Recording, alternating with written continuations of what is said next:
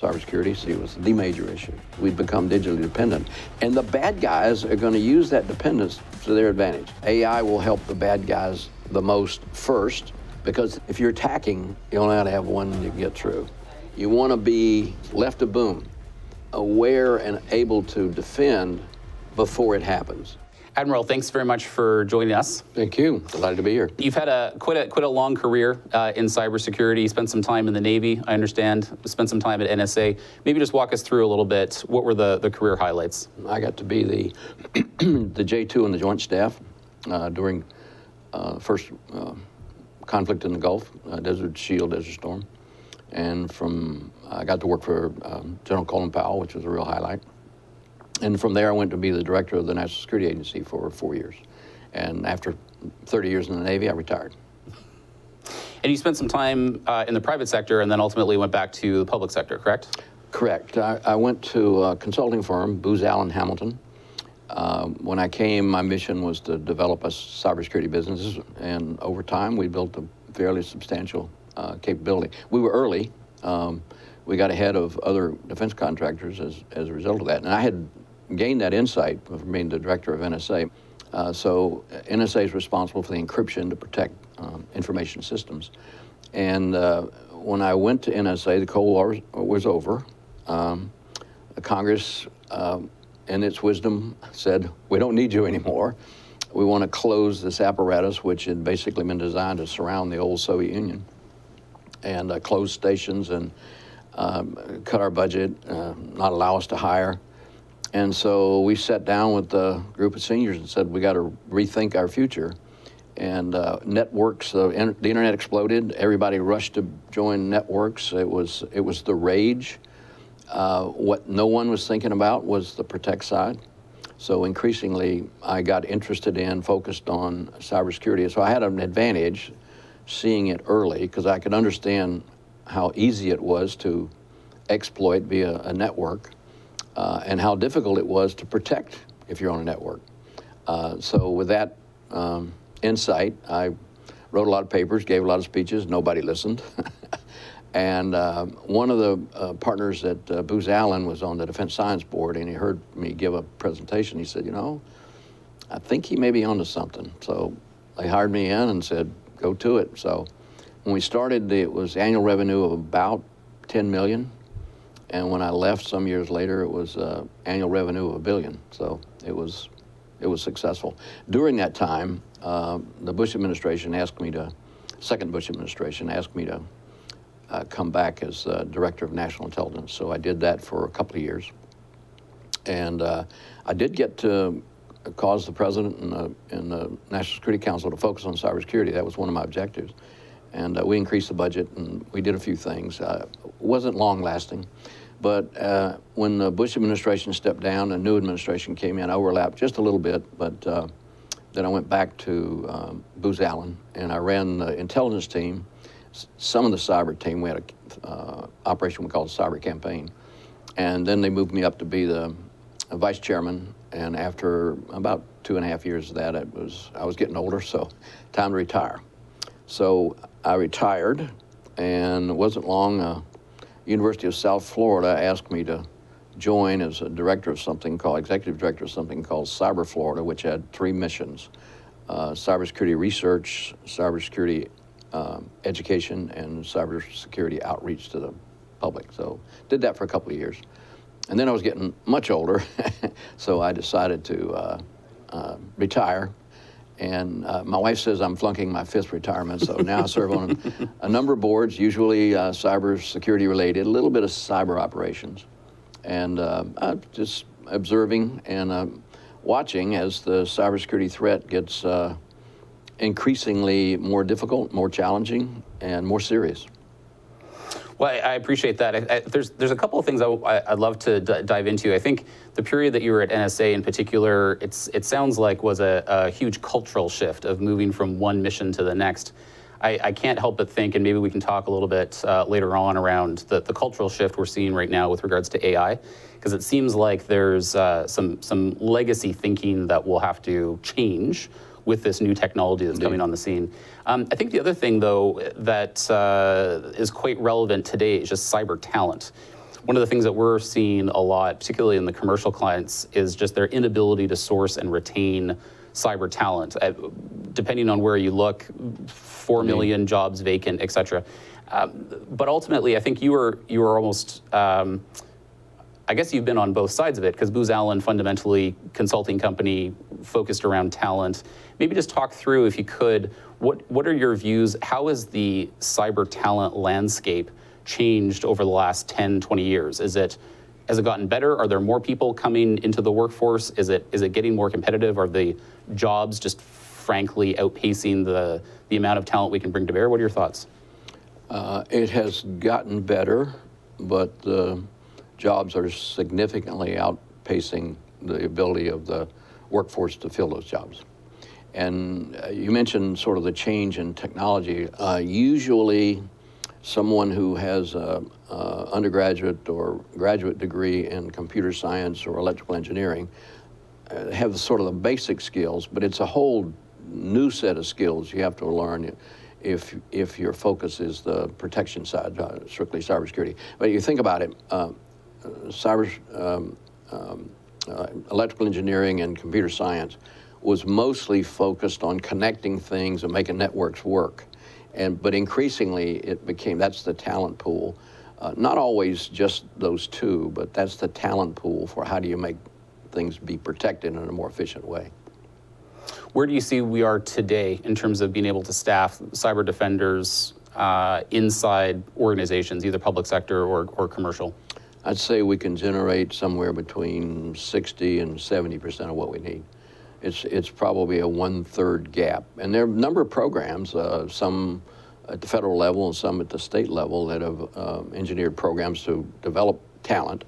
And it's improving, but I would add, one of the other things that we learned along the way is it's not necessarily a college graduate that has the innate skills.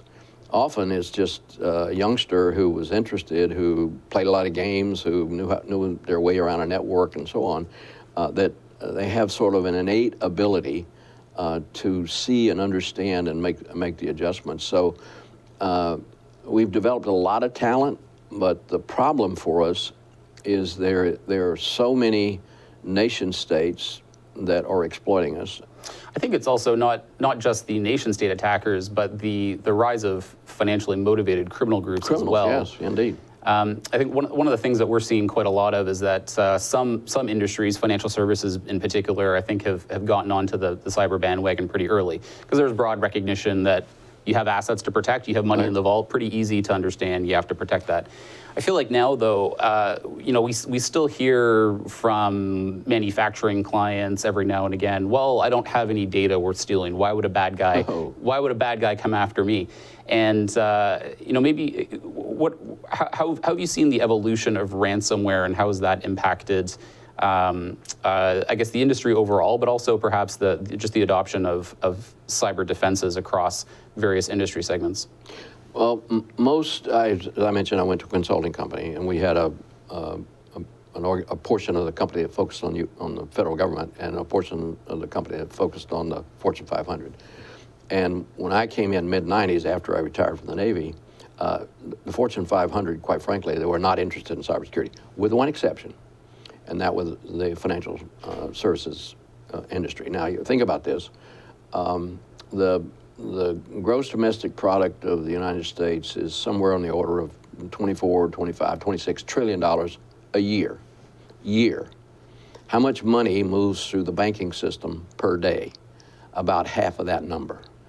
And if you think about moving that kind of wealth, the criminals very early on decided, we're going to go after the financial services industry, and they did. As a result of that, there are a number of organizations by sectors that focus on security, and financial services were the first to move, and they are the most robust. And if you look at the talent pool, I mentioned we grew a large talent pool in my old company, Booz Allen.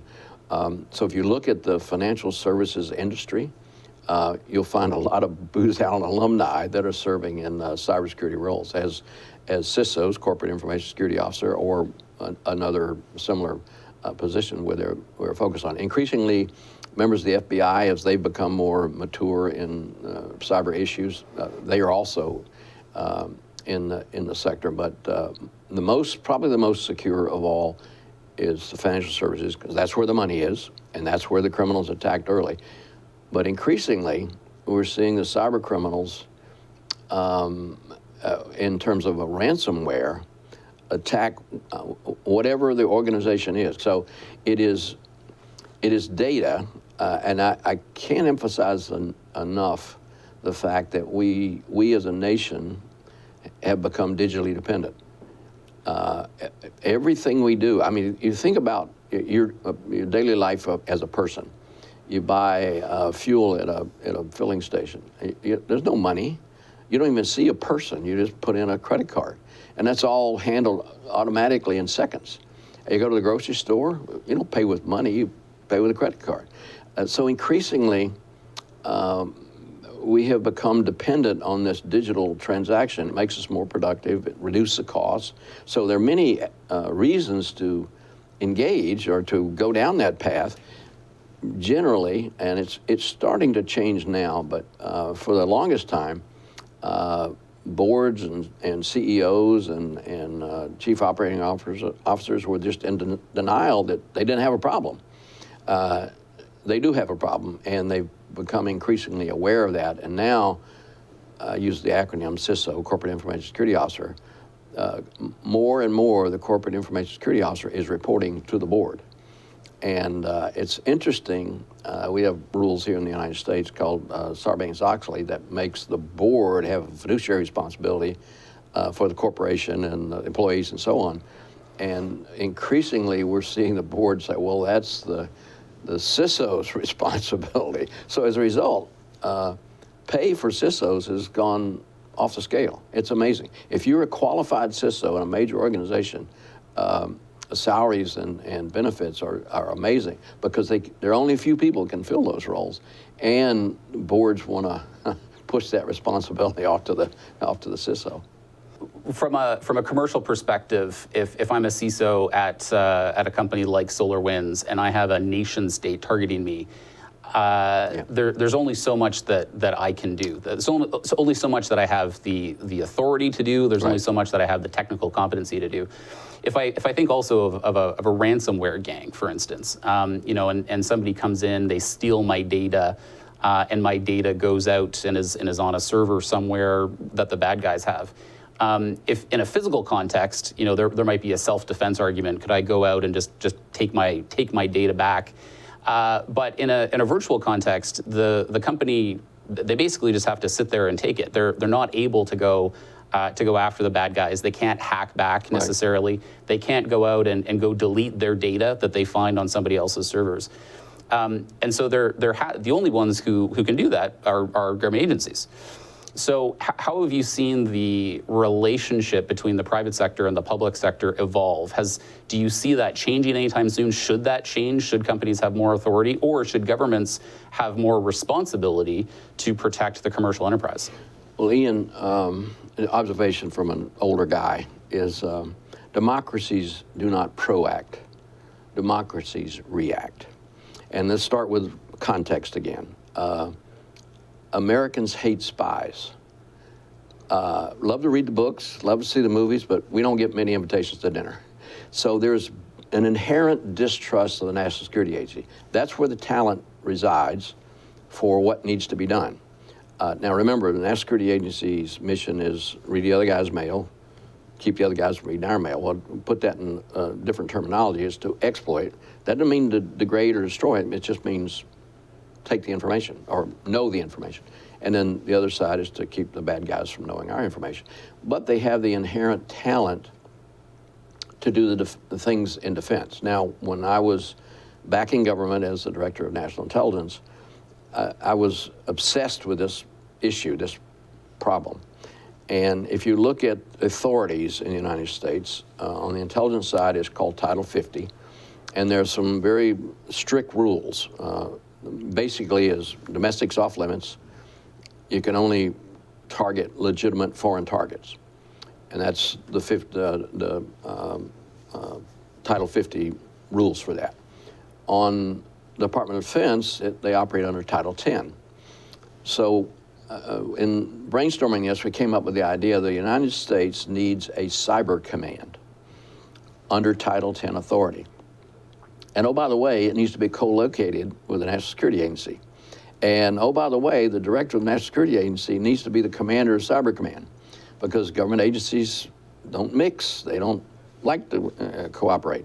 So we thought if we could create Cyber Command with a Title 10 authority and draw talent when needed out of the National Security Agency, it would be more effective. So we debated 2009 or so. We created Cyber Command. It was a sub-unified command. In time, it became a fully unified command as a functional focus, a little bit like Transportation Command. A Transportation Command is a functional command that moves beans and bullets and troops and so on around the world. And Cyber Command is responsible for helping the other geographic commanders do the necessary things in cyber. Let's take several examples. 2016, the Russians influenced the national election for president. Now, you can debate whether it caused a different outcome and so on, but there's no doubt they were able to influence the election in a significant way.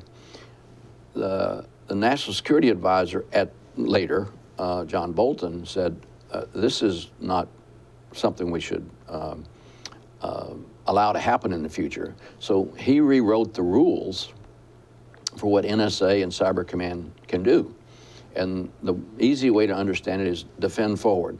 We know they're going to do it, so let's go on their turf to keep them from interfering in our elections. So 2018 midterms and the 2020 presidential election, NSA and Cyber Command shut down the Russians.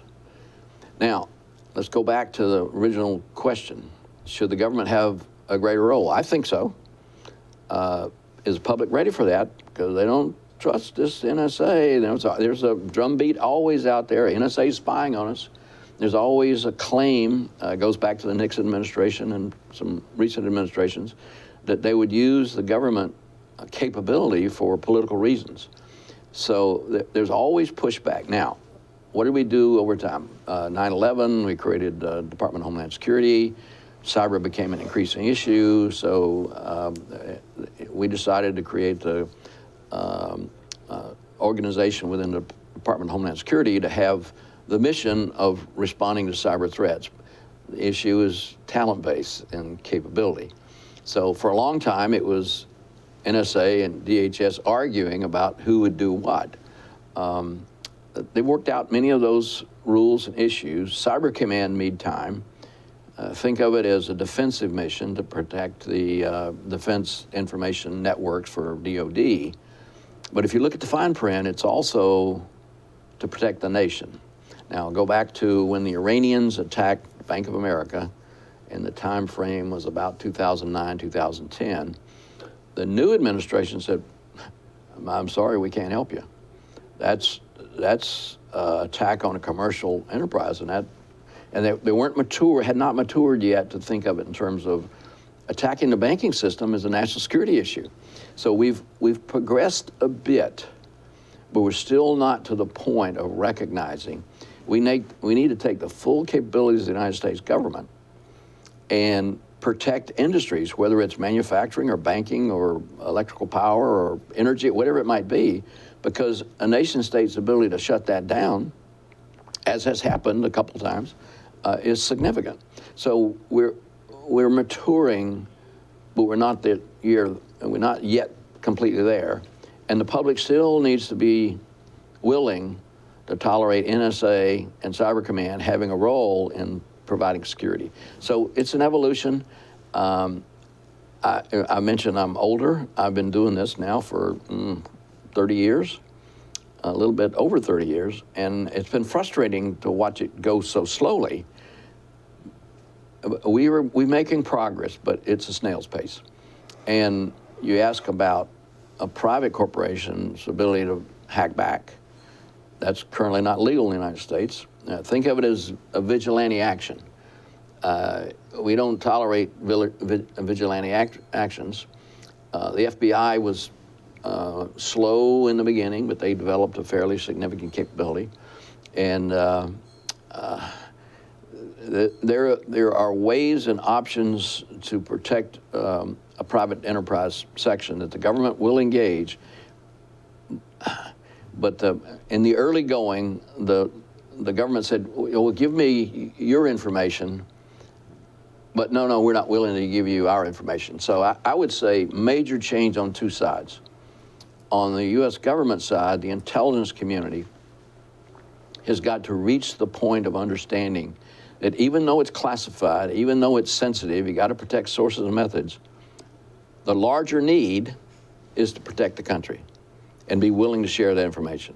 And then the private sector has got to be willing to trust the government to share what they're seeing and what they're experiencing, so we have a more effective defensive capability for the nation. We're not there yet. And a couple of companies have tried to go down that path. They haven't been successful yet. The government's made some changes, but we're still on a journey that's not yet mature.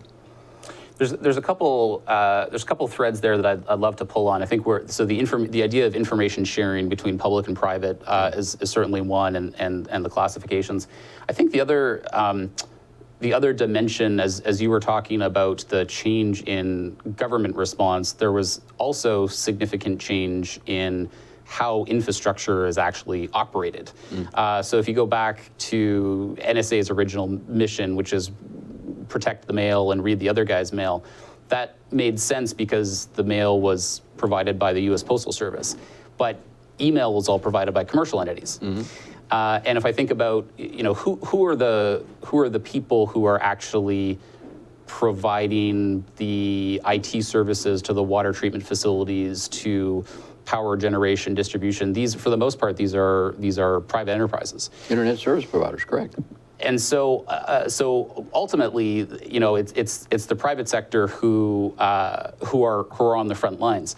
I recall earlier this year, director of the FBI and director of CISA testified before Congress and said there's a new campaign, Volt Typhoon.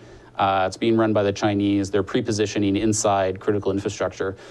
What I don't know the average consumer realizes is that critical infrastructure is fundamentally private enterprise. Yes. And so the people who are first on the scene, who have the responsibility and the authority to affect change on those networks are service providers, whether it's the consulting firms or whether it's the IT service providers, et cetera. And ultimately, they may not have the awareness of what the bad guys are up to. Very true. And you started off by talking about information sharing. It's required, but we don't do it very well. And from the government side, when you think about a government agency, there are authorities that are captured in law. And being risk averse, they will administer those authorities, but they won't step over the line because basically they don't want to get in trouble. Now, there have been some cases in the past where they stepped over the line, and guess what? We had a huge reaction, the public reacted, Congress reacted, we passed legislation. And let me give you an example, another acronym, FISA, Foreign Intelligence Surveillance Act. The Nixon administration was using the intelligence community to spy in domestically, and that's wrong. So Foreign Intelligence Surveillance Act said foreign targets are legitimate, domestic are not. So now this was passed in 1978. Now let's fast forward. As you just mentioned, companies are dependent in today's context on Yahoo, Google, Microsoft to run all these systems. What were the terrorists doing after 9/11? They were using US-based free email for command and control. Now, FISA says if the intelligence community is going to tap into that information, it has to be for an entity on both ends, and you have to have a warrant. Now, warrants, you go before the FISA court, it's time consuming. You have a bunch of lawyers, a lot of paper, and you get a warrant. Terrorists are using email freely. They may have 200, 300 email accounts they could switch around. And each time you want to do something, you got to have a warrant. So when I was in the position as Director of National Intelligence, having served as the Director of National Security Agency, I said to my colleagues in the White House, we got to change the law. If it's a foreigner communicating with a foreigner in a foreign country, and our only access is through internet service providers, why should we have a warrant? And we actually got the law changed. It's referred to as Section 702 of FISA. And every couple of years, the Congress debates, well, wait a minute, they're using 702 to spy on Americans. Now, let me give you an example. NSA targets the phone number of a foreign bad guy. If you're targeting the number of a foreign bad guy, what happens when the foreign bad guy calls a number in the United States? There have to be rules for that. Now, NSA wasn't targeting the United States, they're targeting a bad guy overseas. Well, now they got a terrorist talking to a collaborator in the United States, and it's valuable information. So what does NSA do? Well, they report the foreign bad guy, and they'll refer to the domestic as U.S. person 1 and U.S. person 2. And that report goes around to various agencies. The FBI said, whoa, who is U.S. person 1 and U.S. person 2? Well, now you got to get a ruling of whether NSA can reveal that. Well, what FBI would make their case to reveal it, and then FBI would get a warrant to be able to target that phone number inside the United States. So it's very complex. There's significant rules to prevent government agencies, as a result of abuses in the past, not to spy on U.S. citizens. And I will tell you, most people won't appreciate this. The workforce at NSA, there's a directive called USID, United States Signals Intelligence Directive 18. And the workforce at NSA is tested on it every year. And they are the most focused on protecting the interest of U.S. citizens. If there's a violation, the coworker will turn you in. Occasionally, it might be a mistake. Well, you still got to report that to the Attorney General. So there are rules, but the public doesn't fully understand or trust that. So we have to share information. The intelligence community's got to take classified, sensitive information, share it with the private sector. Private sector's got to be willing to share what they're seeing and experiencing back with the public sector. And CISA, the organization in DHS, is increasingly going to grow in capability. And so it'll be NSA, FBI, DHS, and probably Cyber Command in some collaborative way that protects the country. Here's an example I've used many times in the past. If a foreign flotilla is approaching the United States with hostile intent, there is no question about what we're going to do about it. We're going to go out and engage them. We're going to meet them on the high seas. We're going to shoot at each other or whatever. Well, if that same foreign power is entering the digital infrastructure to be able to hold critical infrastructure at risk or to degrade or destroy, who's responsible? I had a discussion with some Navy colleagues years and years ago, and their view at the time, changed now, but their view at the time, wait a minute, we take the fight over there. We don't protect the banking community in New York. And I would say, well, isn't that an attack on the nation? Isn't it critical that the money supply functions appropriately? So slow evolutionary change. We're not there yet, but we are making progress. It'll probably take a catastrophic event to force us to recognize what we need to do to make the adjustments. In the meantime, it is ultimately service providers like Plurilock, like others, who are fielding that phone call. A very literal phone call. I mean, earlier last week, I had 2 phone calls, both from business owners. One got hit by ransomware, one got hit by financial phishing. Lost, in one case, lost significant financial assets. In the other case, took the entire company offline. Their first question to me was, who should I call? And I didn't have a good answer. Yeah. I couldn't articulate a single point of contact, a single government agency who had both the responsibility and the authority to be able to help mount a defense. And so it seems like there's a gap today. Private sector is filling that gap. the tailwinds just continue to increase from my perspective. We have an increasing number of threat actors, both nation state as well as financially motivated, not to mention the insider threats or lone actors, hacktivists as well. So we have an increasing amount of threat. The type of damage that can be done is now pretty institutionalized. Ransomware is an entire industry, which didn't necessarily exist 10, 15 years ago. And we have wholesale data theft. And we also have these nation states who are conducting pre-positioning attacks or being able to be put in a position such that if something large did happen, if there was a large, let's say, invasion of Taiwan or so forth, that they would be able to have cyber impacts. Maybe could we touch on how does cybersecurity play into the tools of statecraft, and perhaps what did we see in the run-up to the Ukrainian invasion, either before or during the kinetic fighting? What was happening on the cybersecurity front? If you look at the private sector, there are significant companies that have grown up to fill a need.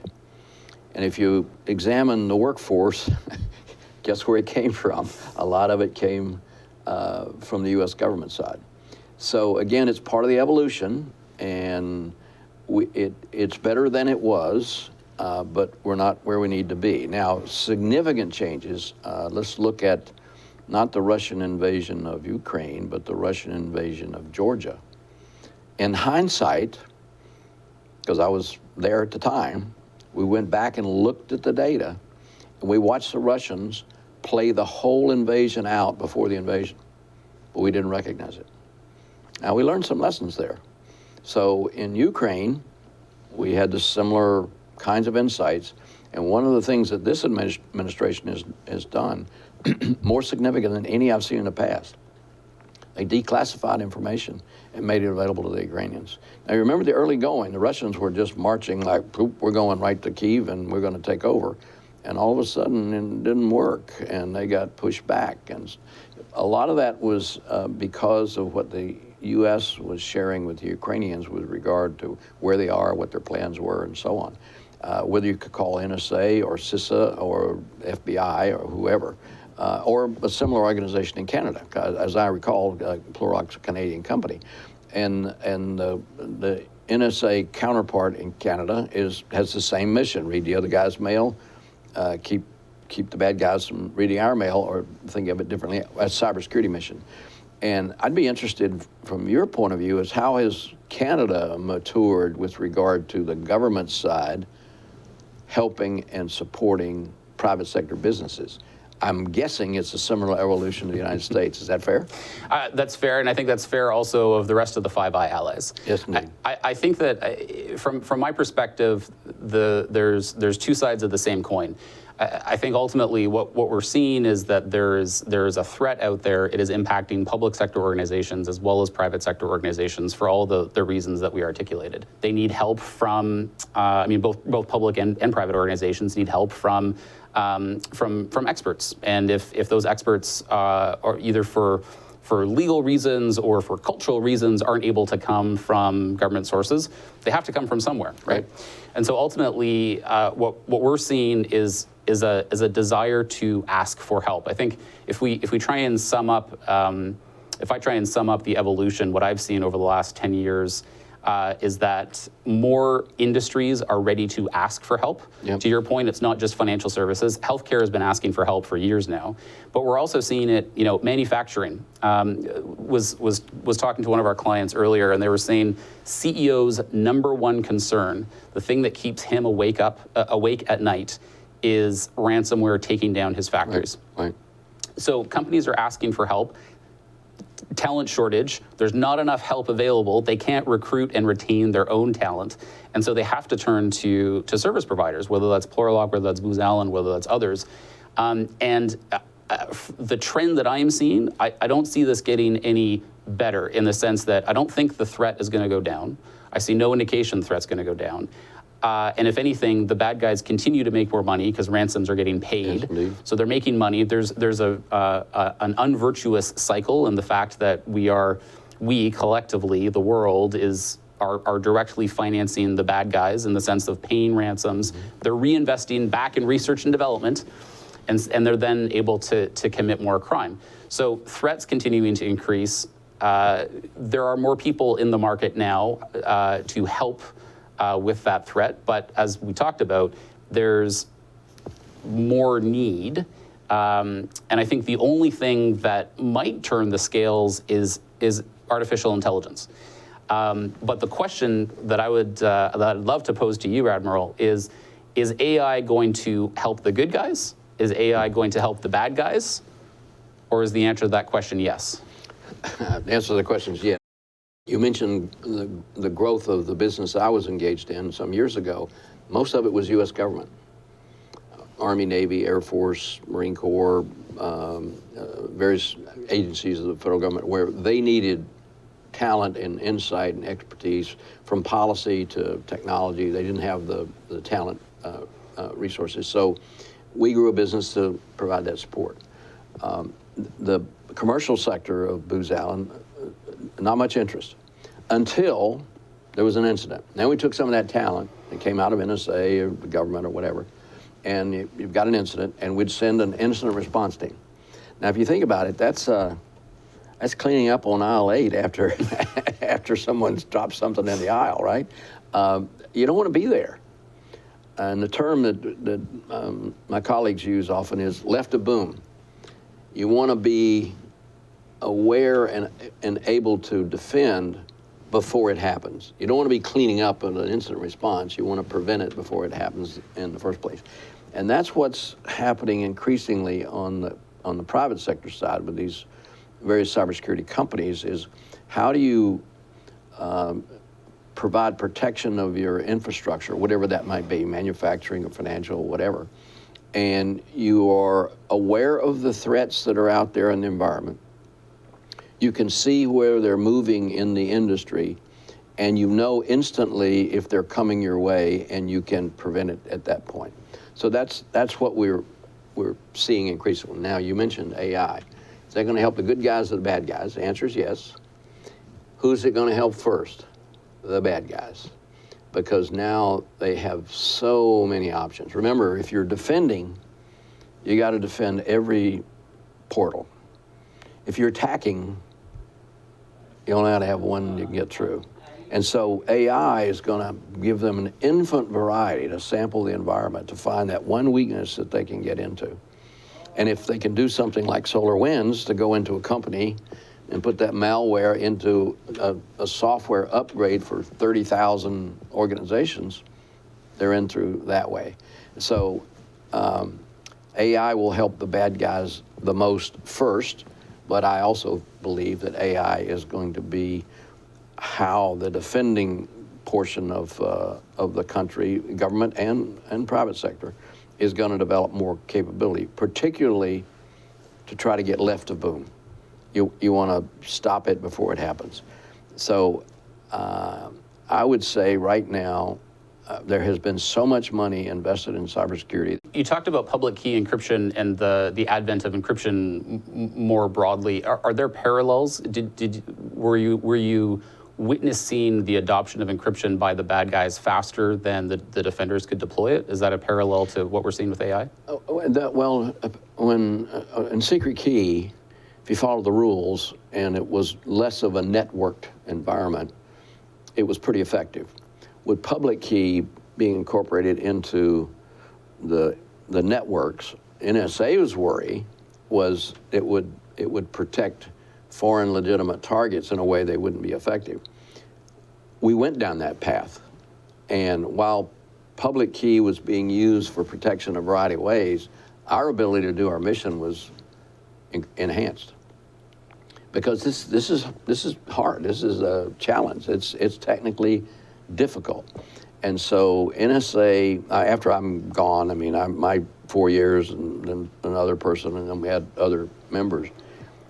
In that time frame, we probably did better signals intelligence than any time in our history. because our targets were also not keeping up. There wasn't a robust capability and so on. And so we could do our mission, foreign intelligence. We just weren't able to convince the U.S. side that, hey, we need to apply this expertise to provide defense for the critical infrastructures. If I rewind the clock a little bit, when you were still the Director of National Intelligence, you published a 4-year threat review.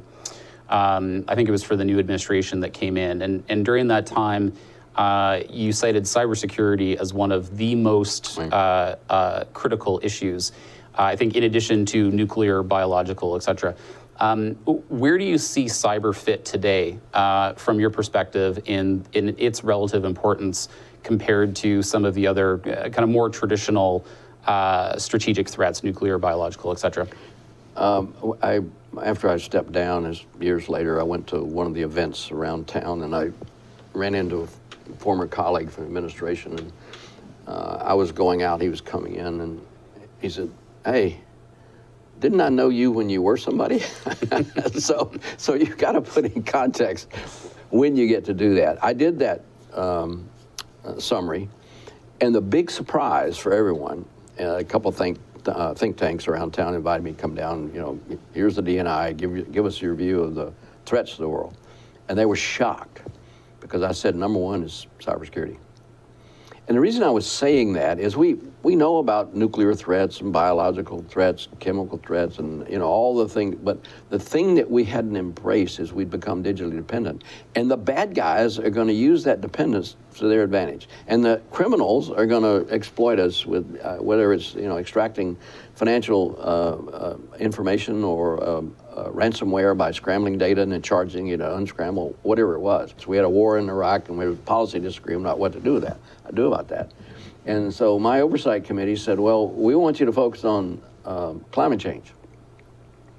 I said, well, man, my boss is not really excited about me. And so I go back to the White House and I said, well, Mr. President, I'm getting a lot of heat to do this. And he said, we're not going to focus on that. I said, well, let me offer a compromise.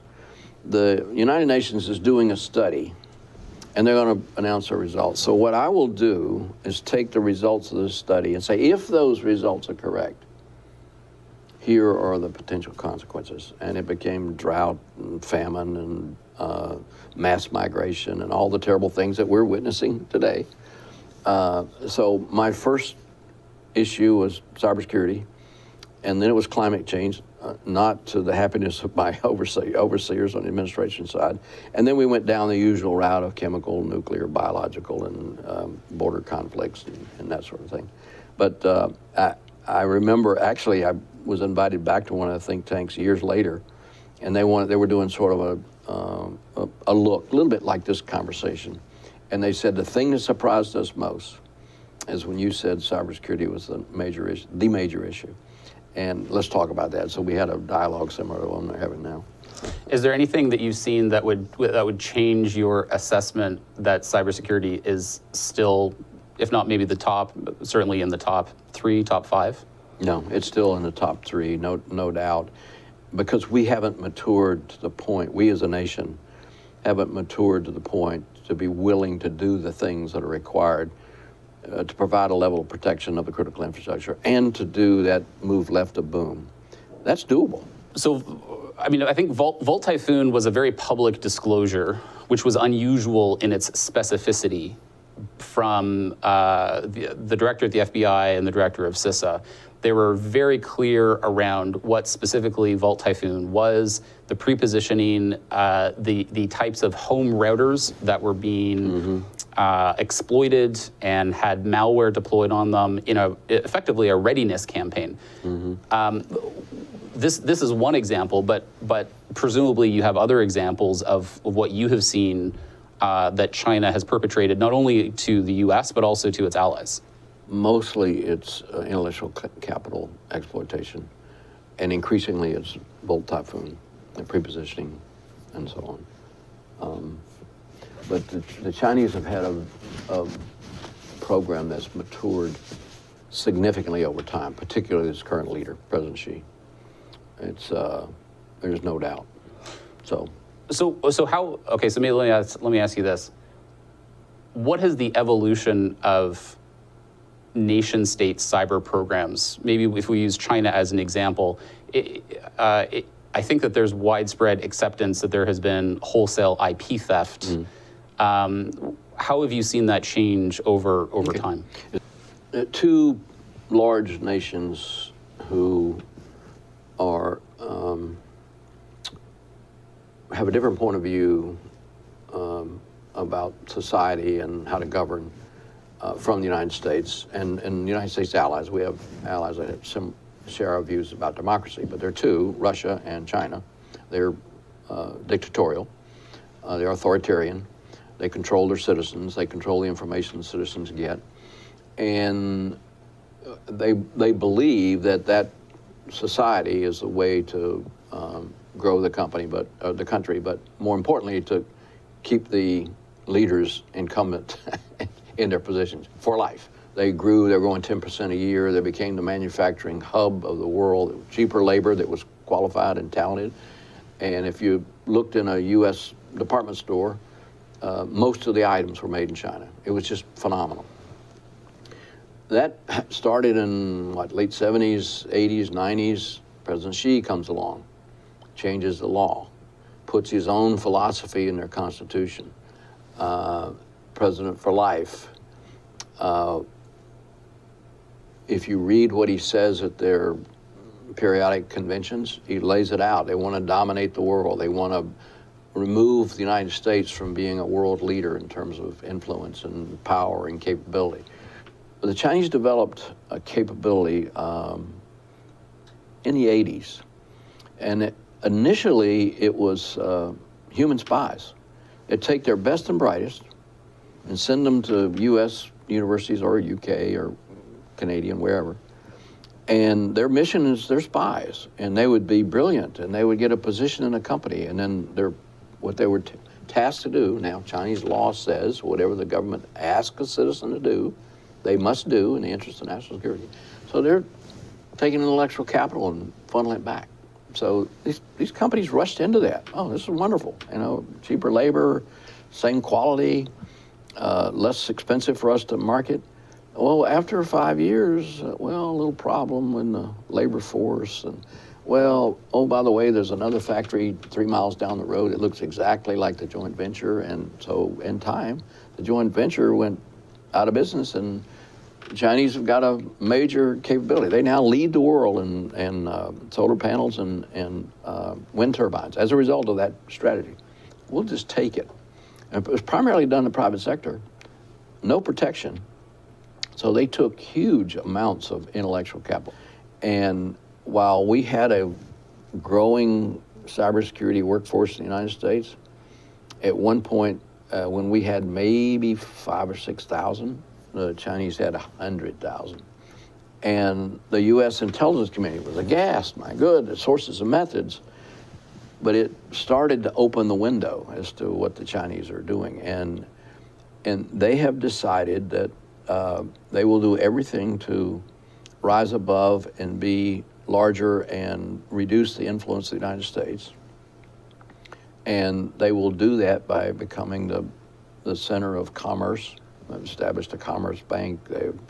Their universities are turning out excellent students.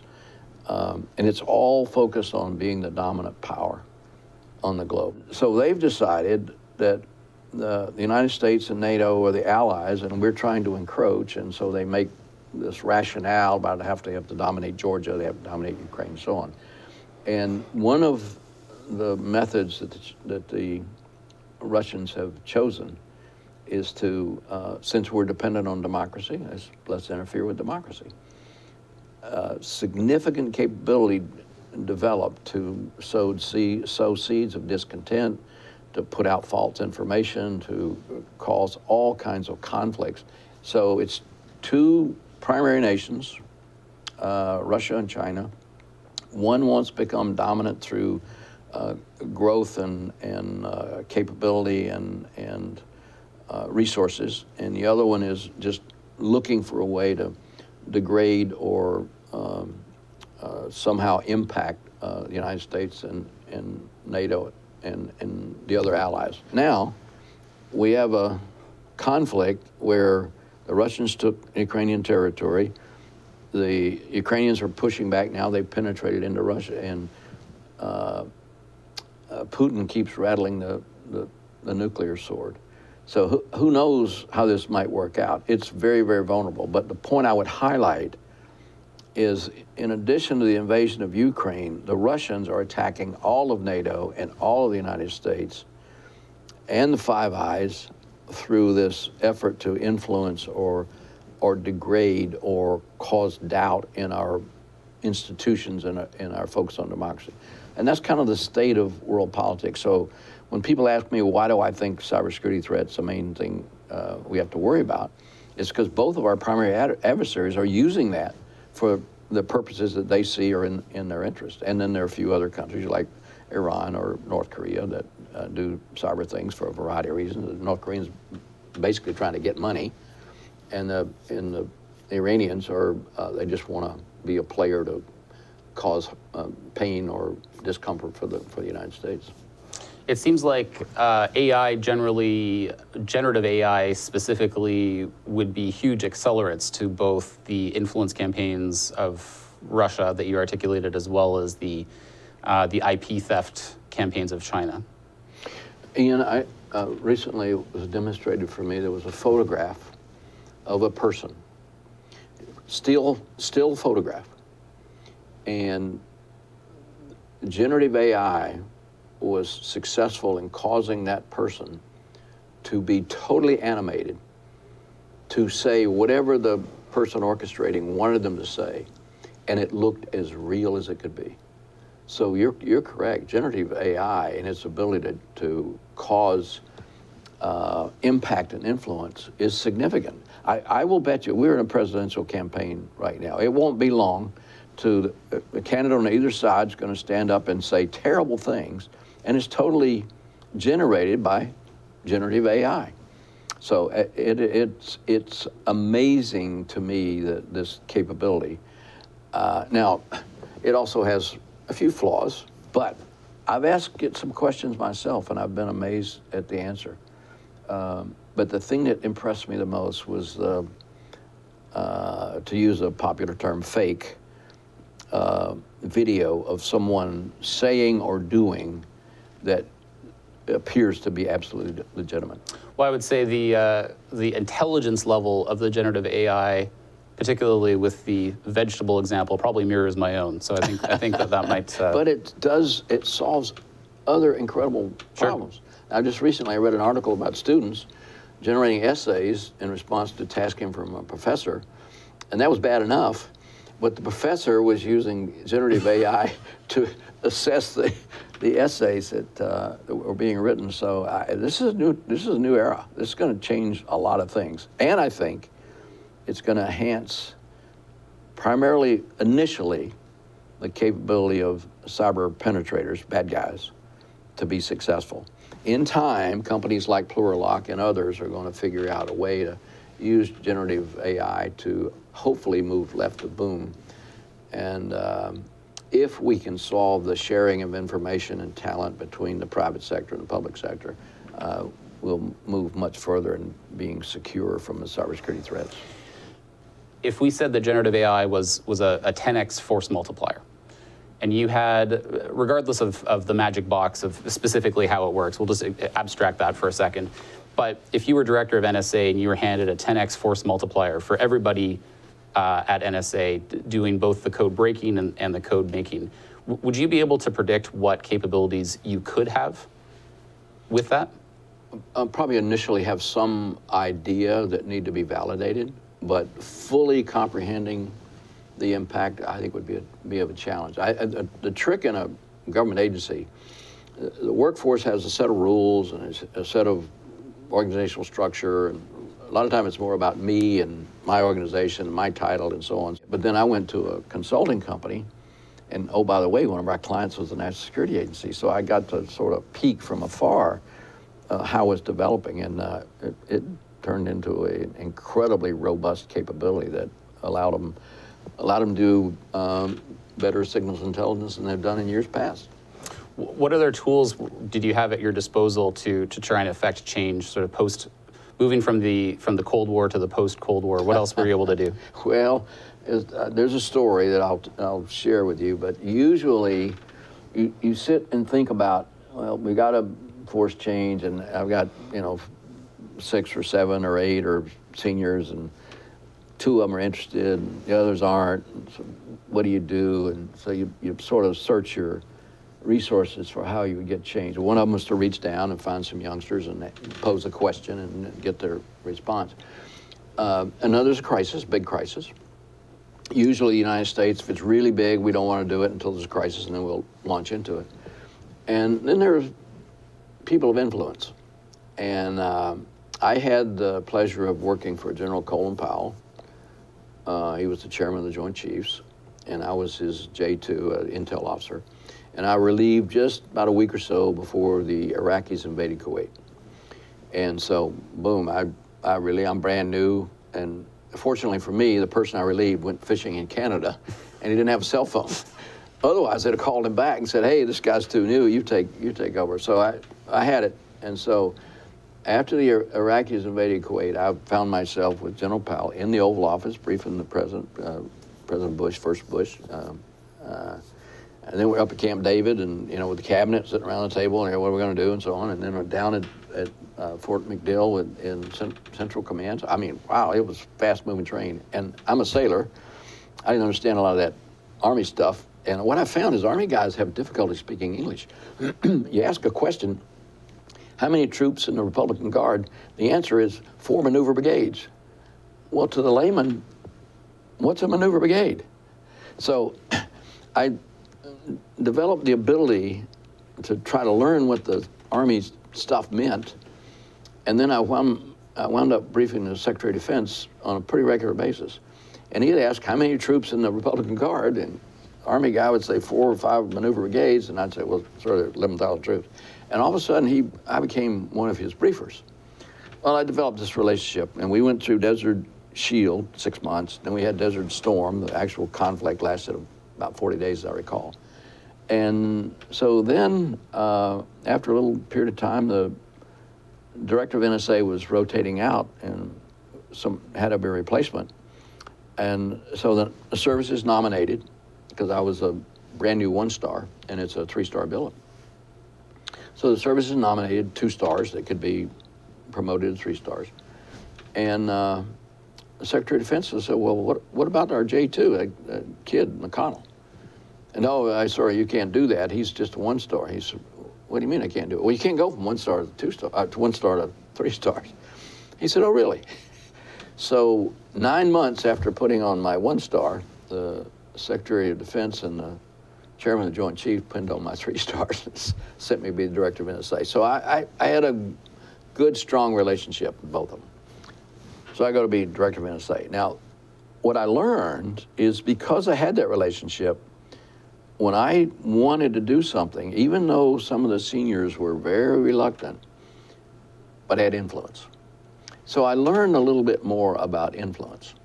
So now after I'm in the job for maybe 90 days, when I reported, I said, everybody that reports to me, the director of NSA, I'd like to have a face-to-face meeting. And I had a conference room with 60 seats. We had to bring in chairs. And I counted them. There were 91 direct reports. And I said, how does anybody have 91 direct reports? So I changed it to 7 direct reports and made everybody else was subordinate. I created a board of directors. Probably a better term is a board of operators that ran every aspect of NSA. I mean, we're foreign targets, we're doing what we're supposed to be doing. But if we can do that to them, and we are more digitally dependent as a nation, what can they do to us? And that's why I started to focus on the, I think of it as break code and make code. Break code, you want to read the other guy's stuff. Make code, keep them reading. So it's on the make code side. I spent a lot of time and we called it InfoSec, we called it ComputerSec, we call it making code, but today we refer to it as cybersecurity, but it's all related to the same thing. It's protecting a network from outside interference or exploitation or degradation or ransomware, or the terminology goes on. Well, Admiral, thank you both for the time you've spent today, as well as for your years of service, both to the United States and its allies, but also to Plurilock. We have always benefited from your leadership on our board of directors and chairing our advisory committee. So I just want to say again, thank you. Thank you very much. I enjoyed it. Take care.